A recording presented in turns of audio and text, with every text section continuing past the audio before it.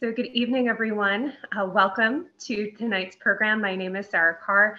I'm the Director of Advancement and Public Engagement for the Rhode Island Historical Society, and I'm so pleased to welcome you here this evening for a conversation between Robert Cvornyek, the author of Black, Grays, and Colored Giants, a comprehensive guide to Black baseball in Rhode Island from 1870 to 1949, and Richard Ring, our Deputy Executive Director for Collections and Interpretation. And so at this point, I'm going to turn the program over to Rick. Thank you, Sarah, and thank you everybody for showing up on this melting snowy night in Rhode Island. I'm very happy to and pleased and honored to introduce Bob Cvornyek. Cvornyek who is Professor Emeritus of History at Rhode Island College. He currently serves as an assistant teaching professor at Florida State University, Panama City, where he specializes in sport history. Cvornyek has written extensively on the intersection of, and my notes are going away, sorry, the intersection of race, sports, and cultural expression, and recently edited the autobiography of Baseball Hall of Famer Effa Manley. And so we've structured this as a conversation just to sort of avoid a sort of a lecture type style, like a dialogue, and then we'll continue the dialogue into the questions period.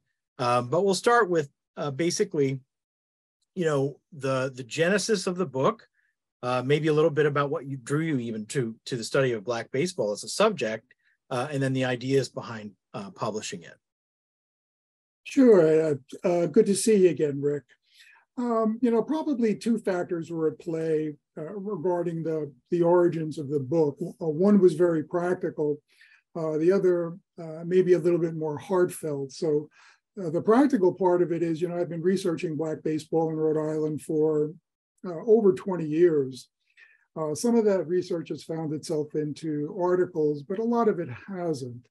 And I'm really not sure how much more writing I'm going to do. So I thought I would really take all of my research materials and deposit them with you folks at the Rhode Island Historical Society. But after talking to Rick and a number of other folks, it simply made sense in a practical way to put everything into a book to make it more easily available to folks. So future scholars who are interested in this topic, hopefully they'll be able to take advantage of a lot of the research that I've been doing over the last 20 years. The heartfelt part of it, in researching Black baseball, especially in the early 2000s, I was able to interview a number of the players who played in the late 40s, and also was able to interview, families of moms and dads, grandpas and grandmas who played or were associated with the game. And they were very much interested in having that history recorded somewhere. Part of it was family. Part of it is they wanted to share with their family the fact that they were proud that members of their family had been accomplished athletes or had done these things, and that they also understood the broader implications for the community, because baseball is a critical lens to sort of understand African-American history. So the families that I met and the families that warmly welcomed me into their hearts and into their homes, I wanted to give them something that they could have. So those were the two major, I would say, forces that brought the book about. And so as a librarian and an archivist, somebody who manages an archives, it's always my interest in terms of asking historians, sort of how did you go about conducting the research for the book? Where did you find the sources? What sources did you use to compile this information? And I think most people like to hear that kind of process and those kinds of sources. Oh, sure. I think like most folks who deal with Rhode Island history, you start at the Rhode Island Historical Society, mostly because of your extensive newspaper collection. So, you have a lot of, at least the period that I'm dealing with, late 19th, early 20th century, you have a lot of those newspapers. But it's not just Providence, I made extensive use of newspapers from, other cities as well, Warren, Pawtucket, for example. So the newspapers, at least in my case, were the primary source of information. The nice thing about using newspapers as sources is that in 1932, or beginning in 1932, the African American newspaper, which starts out as the Boston Chronicle and then becomes the Providence Chronicle, they offered a tremendous amount, or they paid a tremendous amount of attention to sports. They had some very talented sports writers. So I was very lucky with what I think is sort of the basic entry point for research, which is newspapers. But I'll tell you, there were some really unusual places and some unusual things that popped up as well. And if I can, I'll chat with you about that for a moment. Yeah.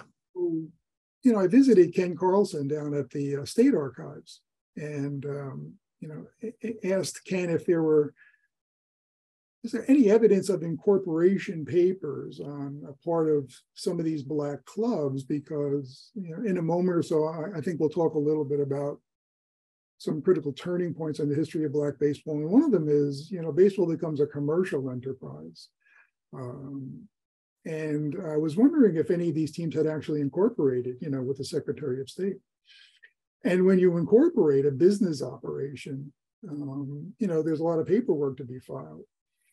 So we found a significant amount of information in the incorporation papers for actually 3 Black teams. In 1905, you have a set of incorporation papers. Then again, in 1924, another set of incorporation papers for another Black team in Providence.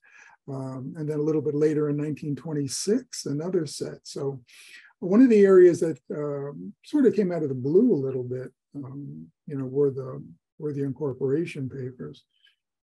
Oral interviews are always, just so much fun to conduct. And I was able to get so much information, but a different type of information. Newspapers are going to give you scores, and oftentimes, if they're advertising a game, you'll get a little bit of information about the team, but a lot of it is just how the game progressed. But when you talk to folks, you get a completely different feel for what it meant, especially to the African American community. I mean, baseball for the first half of the 20th century is Black America's game.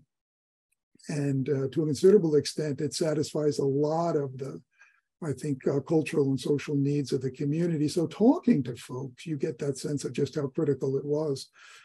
I'll say it again because I think it bears repeating, as a social and cultural institution. So, and a lot of other little places in between, we pick up information. Some of the promoters, for example, we were able to sort of find records, early records on them, mostly through census stuff.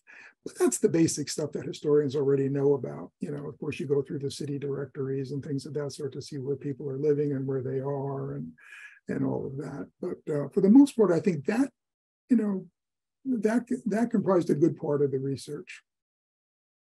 And just before I get to the next question, what kinds of evidence does the incorporation papers generate that is interesting to that kind of thing? For me, silent partners. Yeah.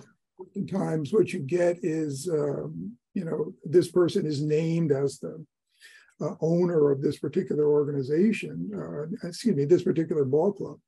But when you get to the incorporation papers, everybody who has a partnership in that is listed. That's where we found out that Arthur Black, as early as 1924, was co-owner of the Cleveland Colored Giants.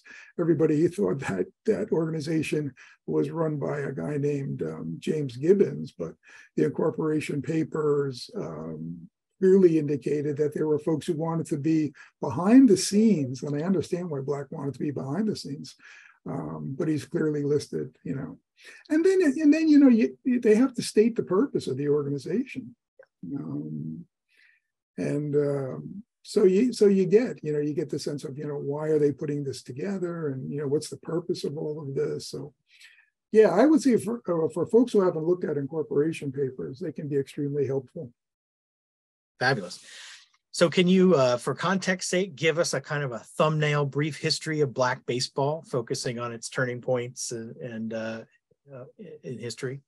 Yeah, I mean, I kind of like the idea of turning points, because you can sort of move through time, and I think incorporate a lot of information by zeroing in on a moment, or I would say there's no more significant event than the formation of the Providence Colored Giants. That team will remain in Providence almost uninterrupted between 1905 and 1932.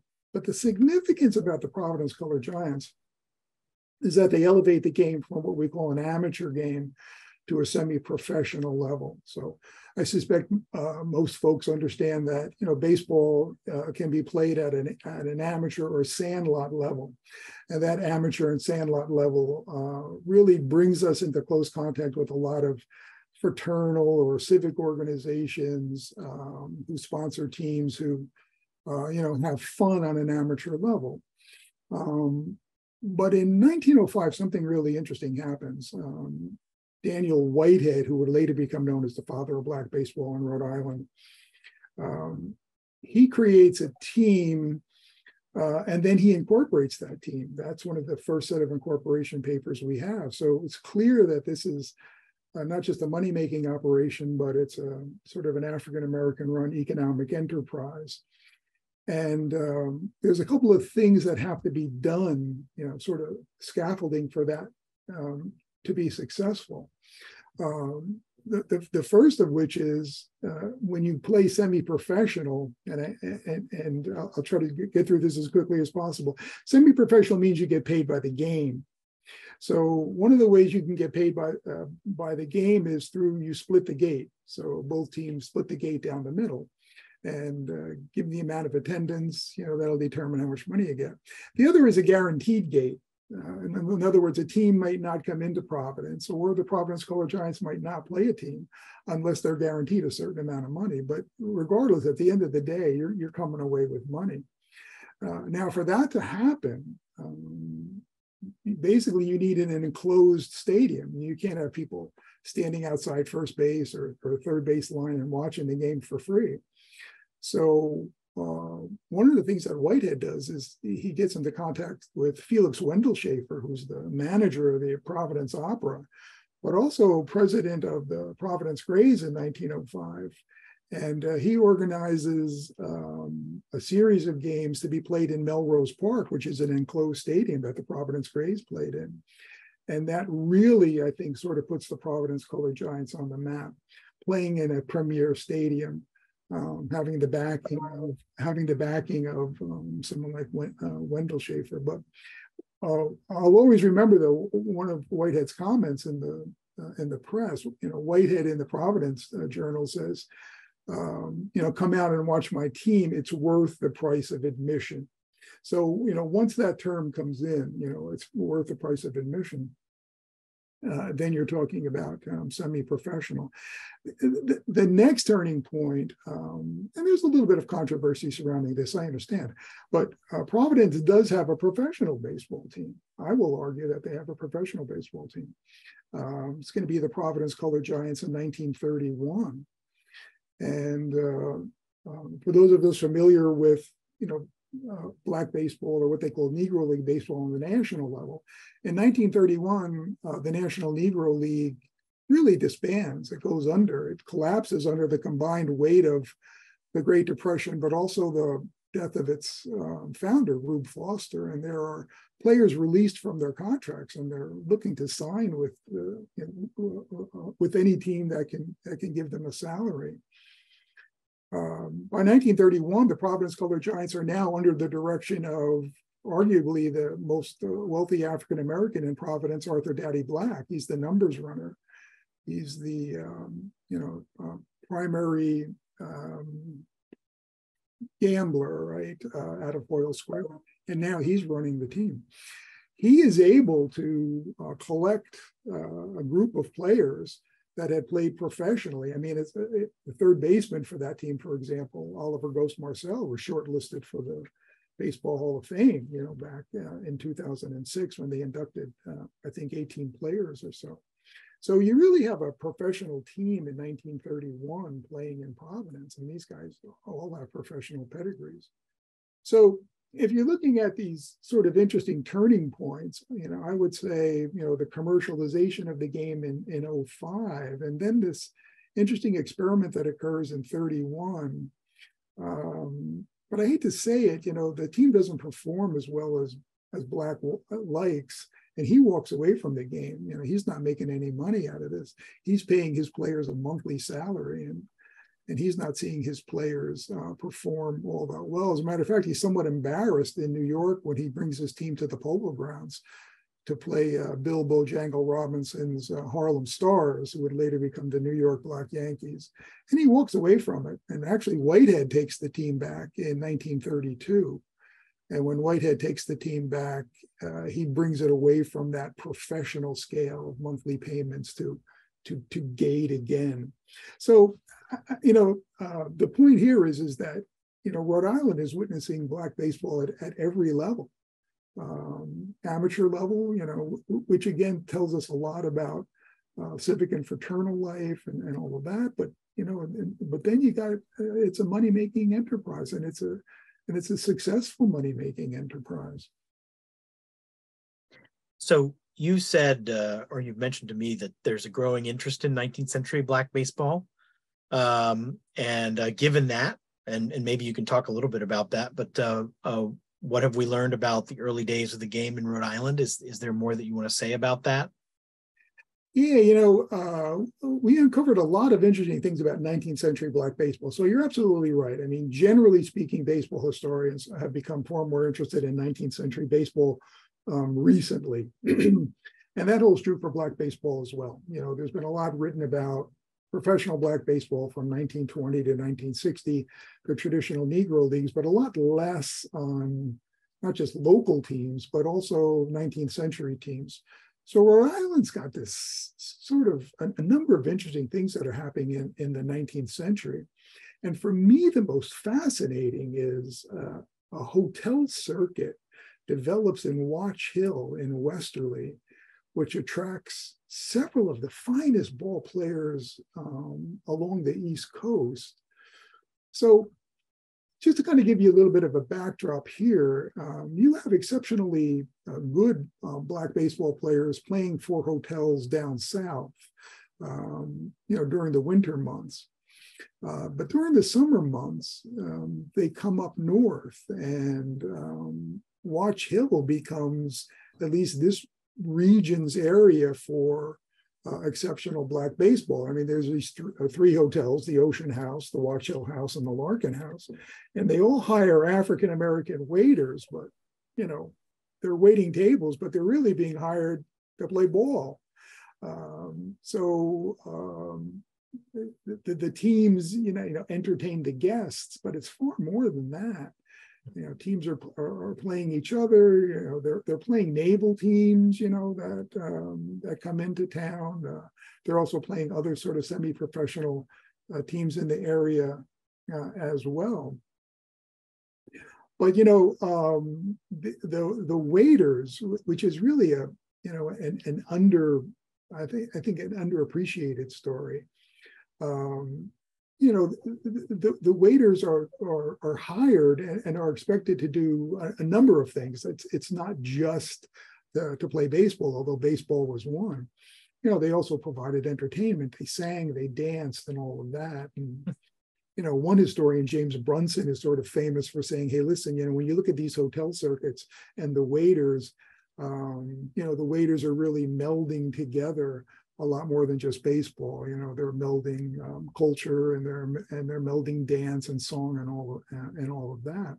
So there's a fascinating part, to the baseball, but then there's this also fascinating part to everything else the Black waiters are doing at these hotels. And I can end by saying, there's a lot of money exchanging hands.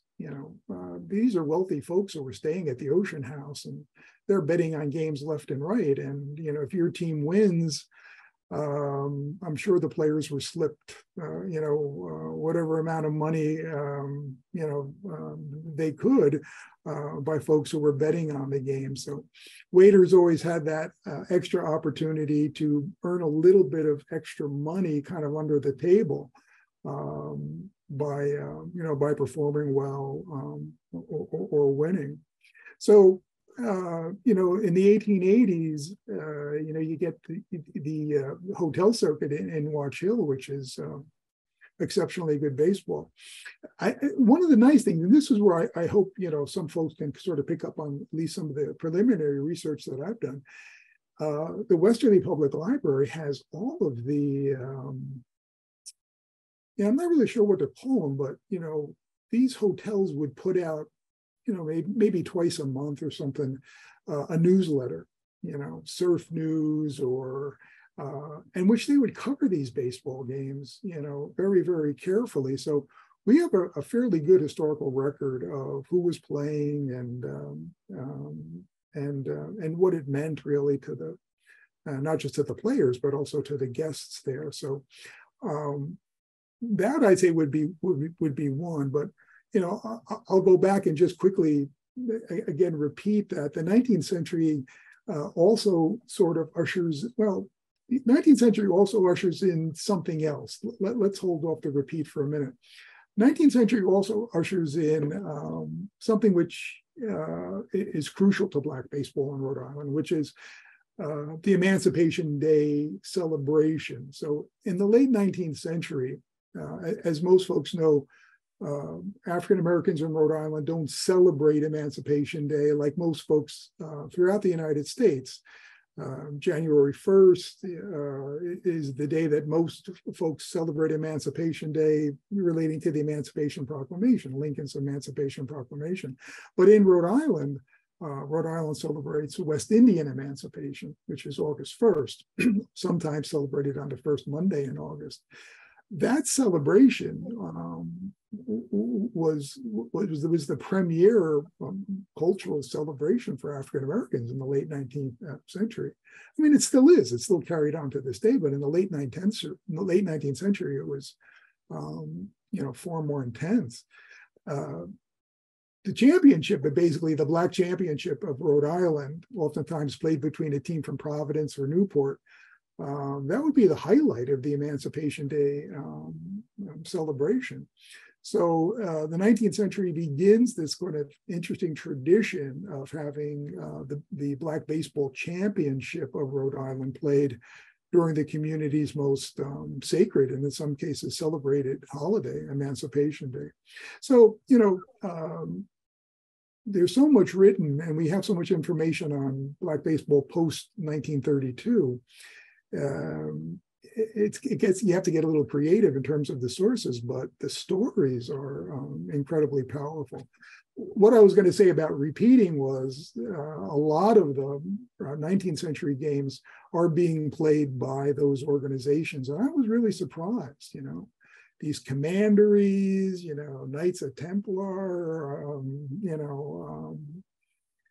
different organizations that African Americans belong to. I mean, it was really, in many ways, a community that was held together by civic and fraternal and social organizations. And the 19th century baseball scene really draws you into that. So I have two more questions before we open it to everybody else's questions. One is that, so sport history, which I've actually appreciated a lot more since coming to the Rhode Island Historical Society, never having been much of a sports fan myself, believe it or not, going to Ohio State. But there's an amazing history in all kinds of sports: horse racing, bicycle racing. You could just rattle them off. But I've never understood as much as I have sort of these days how much of sort of social structures these are that that allow for lots of interactions. So Baseball, of course, has always been more than a game. How do you feel Black baseball both reflected and informed race and race relations during the late 19th and early 20th century?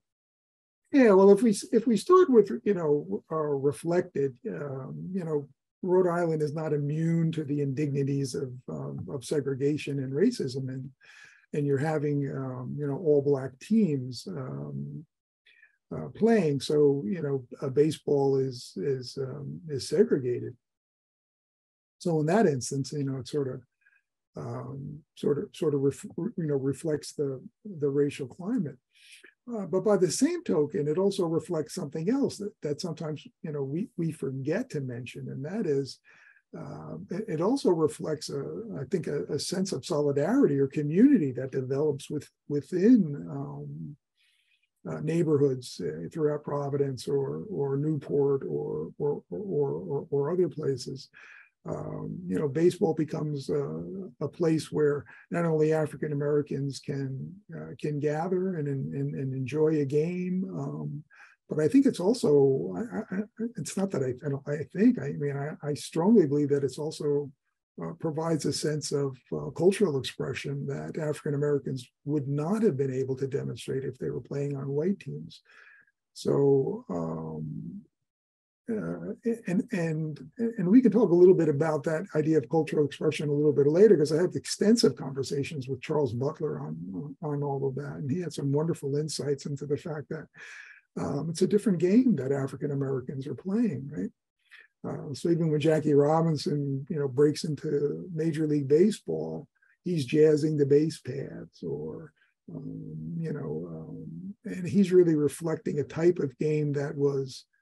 In many ways, qualitatively different than the white game. So, if you're talking about how baseball reflects race relations, well, I think it certainly reflects segregation, but it also reflects an opportunity for African Americans to demonstrate a form of cultural expression outside of white expectations, or outside of what whites are expecting in terms of behavior on the baseball field, and things of that sort. So, but it also informs society as well. I mean, if you go through the book, you're going to find there's a chapter there on integration. Once African Americans are clearly able to demonstrate that they are the equal of whites, in baseball, white teams want them on their teams. So much like the old traditional Robinson model, you have some white teams that are asking Black players to play on. And in two really rare instances, you have all Black teams integrating all white leagues. So in terms of informing race relations, sports becomes a way in which if you can demonstrate your equality, then doors may open. I mean, if I could just speak to that for a second, this is very unusual, and I really haven't seen it in any other state. So local historians are always interested in, well, how unique is Rhode Island, or is Rhode Island like Connecticut, or is Rhode Island like New York, or whatever. But we have a really interesting case here in Rhode Island, where in 1926 you had an all-white suburban league in Providence, an amateur league, that brings into that all-white league, and this is 1926, an all-Black team run by Daniel Whitehead. Now, that flies in the face of how most people think about baseball integration. Everybody's sort of wedded to the notion that you bring a player in, then you bring another player in, and it's a slow process. Here you have a situation in which an entire Black team is brought into a league to play, and that's 26. So when we talk about how it informs race relations, sports still carries that ability to say, hey, listen, if our team can make money, if our team's a draw, if our players are good enough to compete against your players, then they're invited into the league. So, in that respect, it certainly reflects what's going on, but the possibility of change, the possibility of integration. You can clearly see through sport, which is why you're right. Sport is always more than just a game. So lastly, this is purely from the librarian. How would you like to see this book used? Oh, well, like I said, it's a little scary in a sense because, when I put the book together, I included my own notes in it, so, you're going to, probably go through lists of teams, right? And this book is, like I said, a very basic, comprehensive guide. It's not a narrative. There's a little bit of narrative in the first chapter, which sort of, highlights major events. But after that, it's a very traditional way in which early research is done on Black baseball. You get the teams, you get the a sense of a timeline, you get integration, all of that. But really what I hope is that a new generation of scholars will be able to say, listen, let's take a little bit of the emphasis off professional Black baseball. Let's take a look at what's going on at the local level and how we can gain a better insight into race and race relations in cities like Providence or Newport or in states like Rhode Island. But I just hope I'm giving them a running start, and that they can use what I put together. Well, thank you, Bob, for this conversation, which I've enjoyed very much, and I'd like to open it now. Sarah will be moderating questions. Yes. So we have one question already in the chat that I'll read out, and then I can see someone who already has their hand up too. But the question we have in the chat is, where was the Newport versus Providence championship game played, on West Indian Emancipation Day? Also, why celebrate West Indian as opposed to traditional Emancipation Day? Let me answer the second part of the question first. There's such a strong West Indian influence in Rhode Island that as early as 1837, African Americans here are celebrating West Indian emancipation, and that tradition stays. But there's clearly an undeniable, West Indian influence.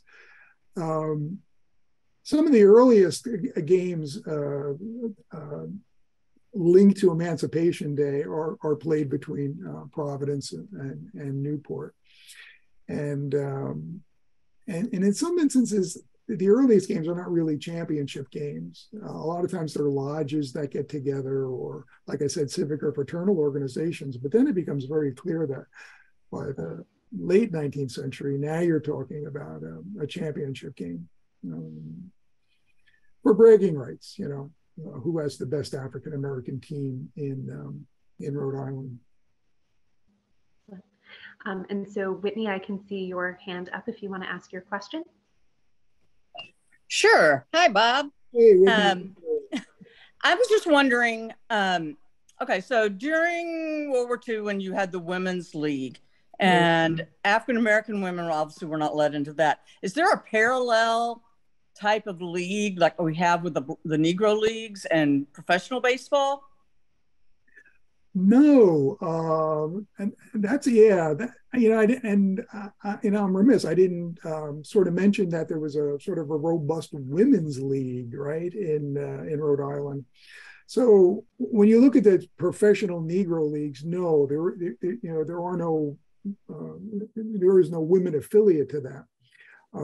But during the end of the Negro leagues, some teams incorporate women onto their team. So Connie Morgan, Tony Stone, and Mamie Peanut Johnson are three African-American women who will ultimately play for professional Black teams and perform, admirably. This is not a situation in which, teams, aren't drawing and they're trying to bring in some sort of attraction to fill the seats. Connie Morgan is an incredibly accomplished second baseman. Tony Stone as well. So there are no leagues, but women are slowly introduced into the professional Black leagues in the 50s. in Rhode Island, we kind of forget that women played hardball. Actually, there's a wonderful book published a few years ago called Stolen Bases, in which sort of takes a look at the history of how women moved from hardball to softball and why that was the case. But clearly in the 30s, women are playing hardball. So you have these teams like the Crusaders, the Bebop Girls, always my favorite, playing against each other, playing against other women's teams, usually from out of state, but playing against the men, and performing exceptionally well. Before the switch to softball, which is unfortunate in a lot of ways. Thanks. Yeah, sure. So we have a question from Len who says, can you speak to the financial distribution when the black team was integrated with the white team? I'm trying. This was an amateur league that the black team was integrated into.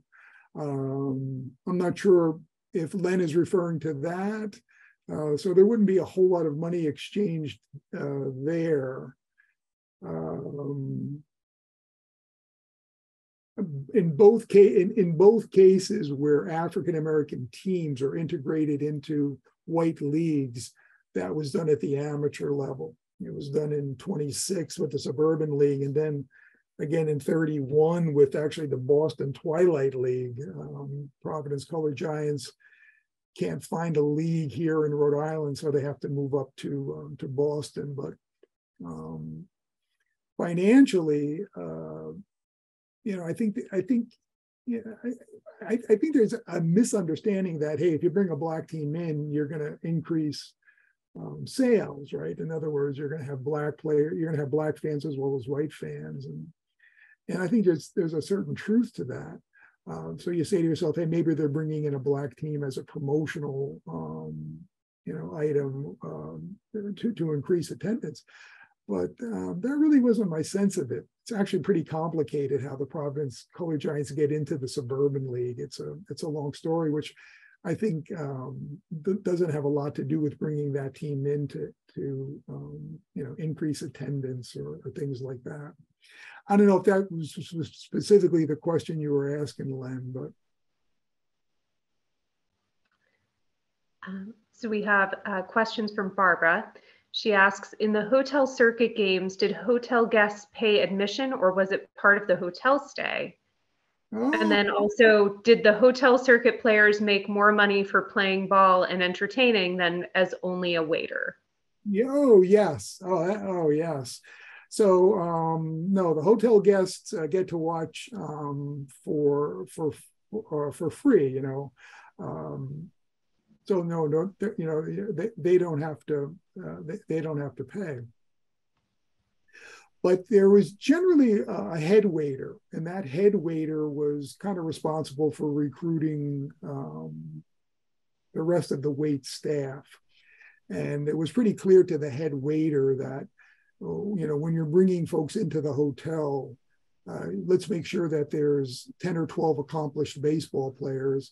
Let's make sure that there are folks who can do the cakewalk on Saturday night, but sing spirituals on Sunday morning.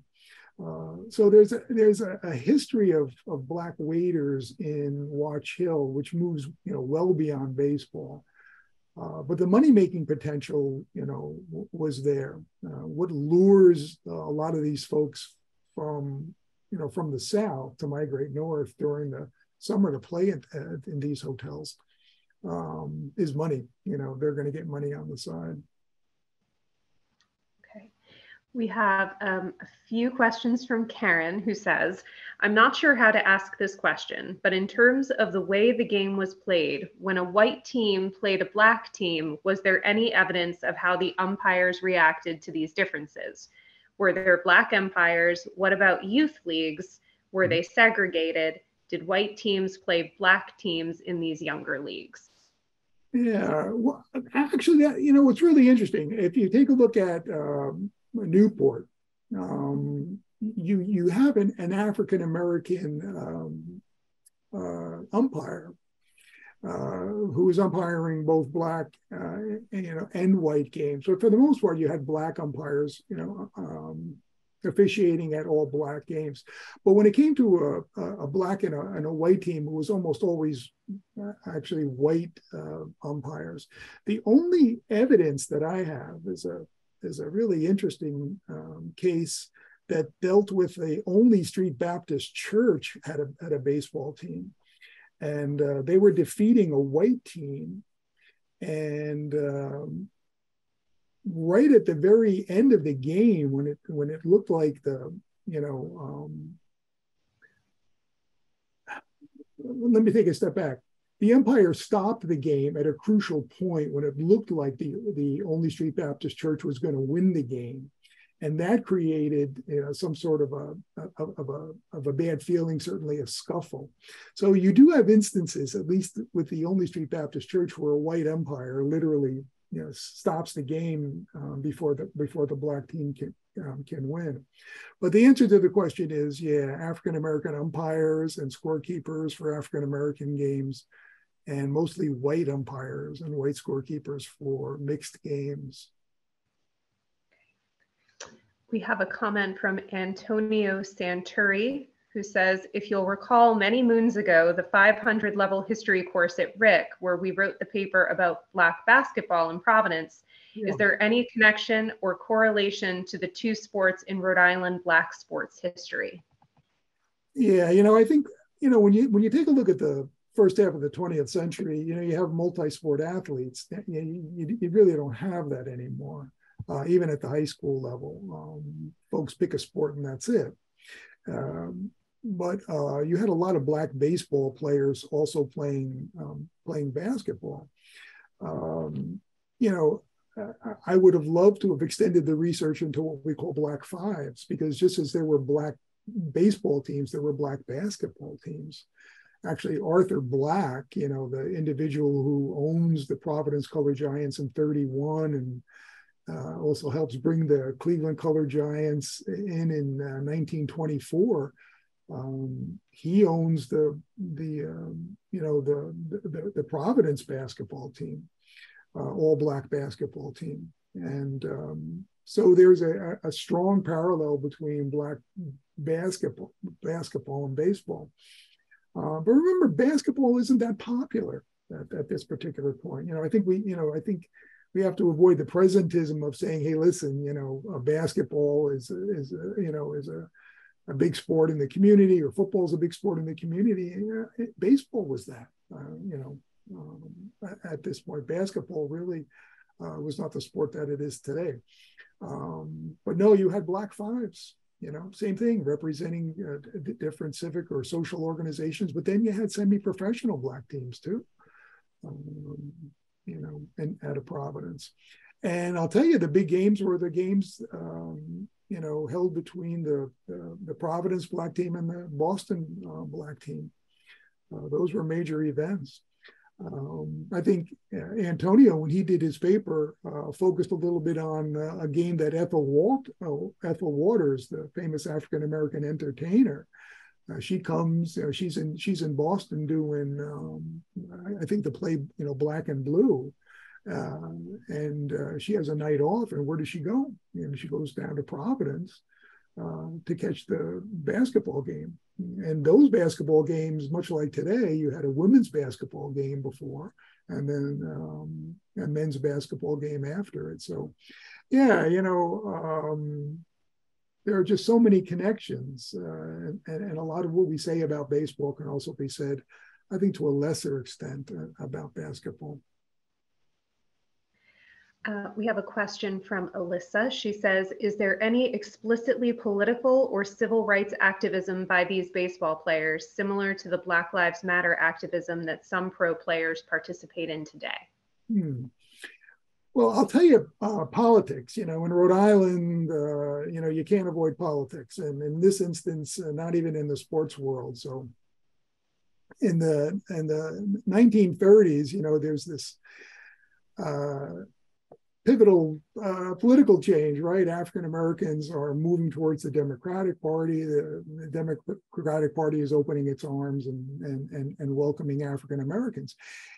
In Rhode Island, Dixie Matthews, who is a significant ward boss for the Democratic Party, Matthews will hold a number of appointive offices. He's never elected, to a position, but holds a number of appointive offices. Has a number of baseball teams. Matthews is this talented athlete who comes out of Tech High School, goes to Providence College, plays professionally for the Providence Steamroller. But he uses his baseball team as a way of recruiting votes for the Democratic Party. And oftentimes he would hook up against Richard Pop Dudley. Now, Dudley is the major Republican. Dudley is the hangover from, the days when African Americans, cleaved to the party of Lincoln. And Pop Dudley had a baseball team. So oftentimes, when Matthews and Dudley would go at it, it was more political than baseball. Everybody's out there campaigning, or everybody's out there, sort of looking for votes. So it was clear that when those two individuals and their teams hooked up, it was, sort of overtly political. The second question about, sort of open advocates for civil rights. I think you have to take a look at resistance in a variety of different ways. So, one form of resistance is to sort of speak out and to have your voice heard. But there are other types of resistance too that I see going on, within Black baseball. I don't see a lot of players, taking on that public role.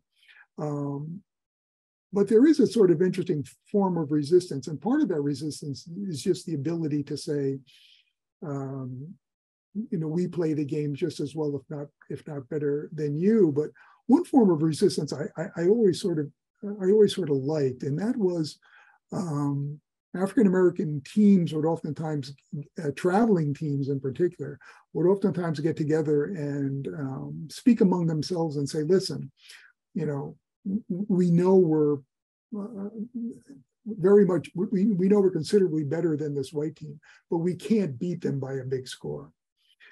Because we know when we come back down this way and we play them, the hometown fans are going to want to see a close game where perhaps their white team beat us. So there was a significant amount of strategy oftentimes that went into African Americans, sort of saying, hey, listen, or I don't want to say a form of at least ensuring that the games that they were playing were sort of evenly matched in that regard. And I always saw that as sort of an interesting form of resistance, right? And actually, sort of making money off of that by making sure that if you didn't beat a team too badly, that you come back and play them again, which often put money in folks' pockets.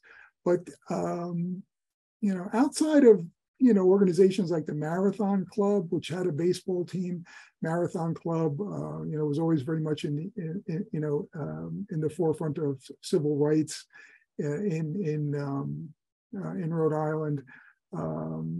I didn't see a whole lot of it with the Providence Colored Giants, but I did see a little bit of it with the Marathon Club.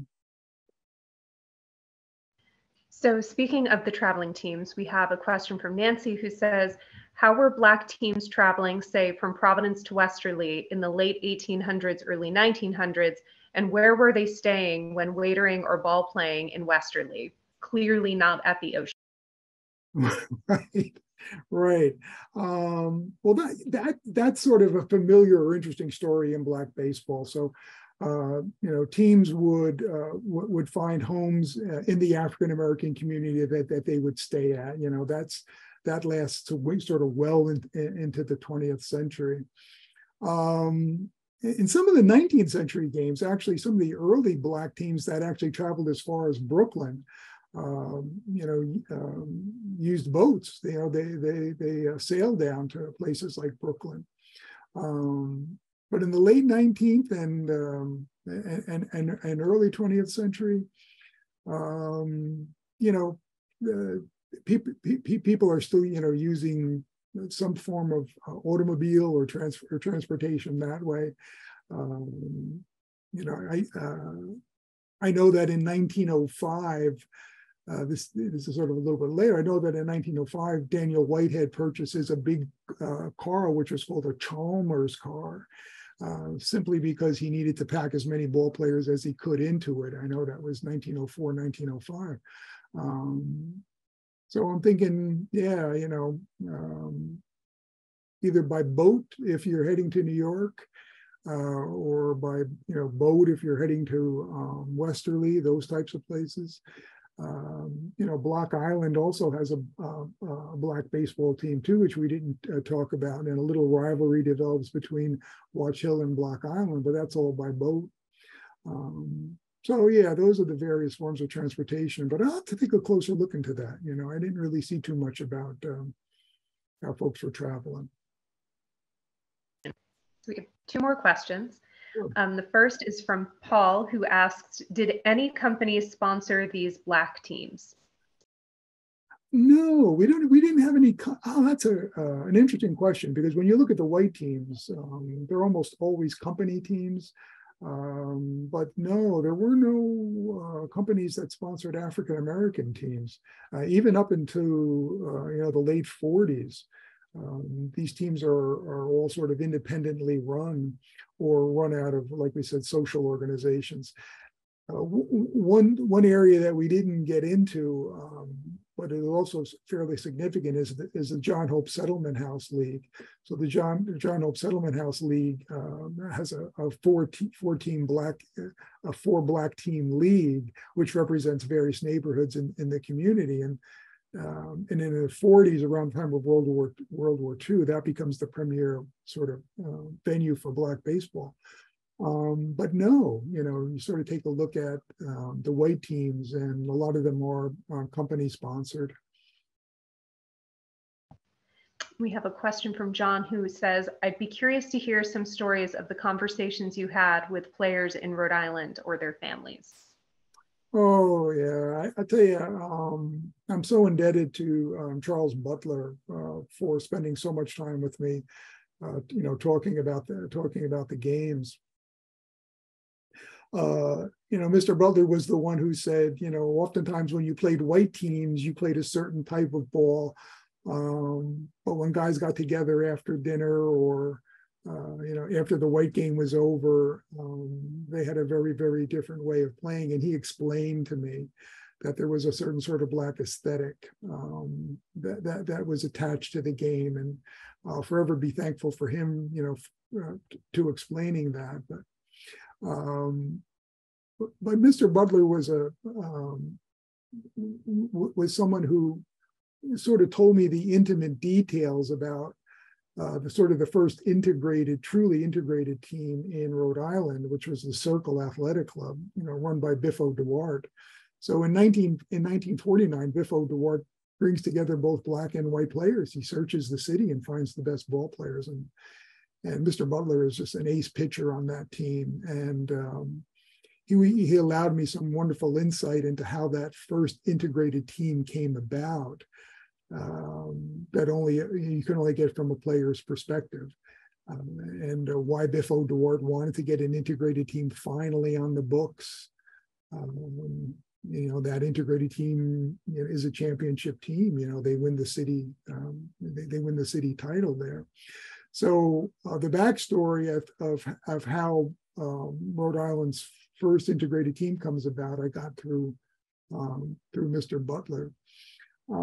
But also, he shared with me his sort of wonderful insights about the social aspects of the game as well. This was a very family-oriented situation in which, After church on a Sunday, folks would stay in their Sunday clothes and come and watch that baseball game. And oftentimes promoters, children would sell whatever they could, in the stands. And it became a sort of a safe space or for African Americans to enjoy. So, and then a lot of stories which I really can't tell. Mr. Butler, was very open and very wonderful. But I'll tell you, the conversations I had with Jimmy Lewis were really sort of interesting. Jimmy Lewis was asked to play for some teams, especially this team called Toodleos, which was a white team. And let's just say he was given an offer he couldn't refuse from that team. And the backstory to that I thought was fascinating as well. But I'll tell you one quick sort of comical story, and that is my very first interview I did at the St. Martin DePore Center. It may have been 2000, 2001. And I had a number of black ball players meet me there. And we were going to do the group interview, but there was a lot of noise and a lot of activity at the St. Martin DePore Center. So we talked to the director and said, "Hey, listen, can we find a quiet spot to do this interview?" And basically, she says the only place you're going to find that's quiet is the chapel.